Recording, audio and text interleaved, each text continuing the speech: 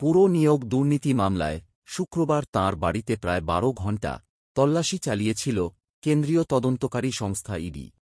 শনিবার এক সাক্ষাৎকারে সেই তৃণমূল বিধায়ক তাপস রায় বললেন, সুযোগ পেলে গরিব মানুষের পরিবার বাঁচাতে দলের কর্মীদের জন্য আবারও আমি চাকরির সুপারিশ করব, তবে কোনো কিছুর বিনিময়ে নয়। বিধানসভার উপ-মুখ্য সচেতক তাপস।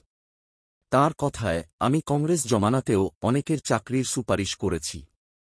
এই জমানায় খুব যে সুযোগ পেয়েছি তা নয়, তবে ভবিষ্যতে পেলে আমি তা করব।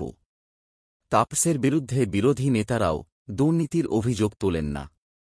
বাম, বিজেপি, কংগ্রেস নেতারা ঘরোয়া আলোচনায় কথা স্বীকারও করেন যে তাপস অন্য রকমের রাজনীতিক। সেই তাপসের বাড়িতে শুক্রবার ইডি অভিযান নিয়ে তৃণমূল তো বটেই, সমগ্র রাজনৈতিক মহলই বিস্ময়ের চোখে দেখেছে।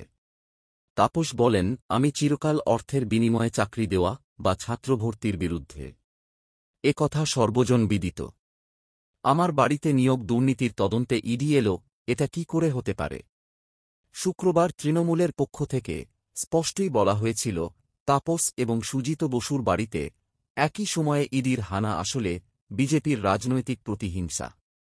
সেই প্রসঙ্গেই তাপস বাম জমানার কথা উল্লেখ করেছেন। সিপিএম জমানায় মধ্য কলকাতায় তাপসের সঙ্গে দৌর্দণ্ড প্রতাপ সিপিএম নেতা লক্ষ্মীদের লড়াই ছিল সুবিদিত। তাপস বলেন, সিপিএম জমানাতেও অনেক লড়াই হয়েছে।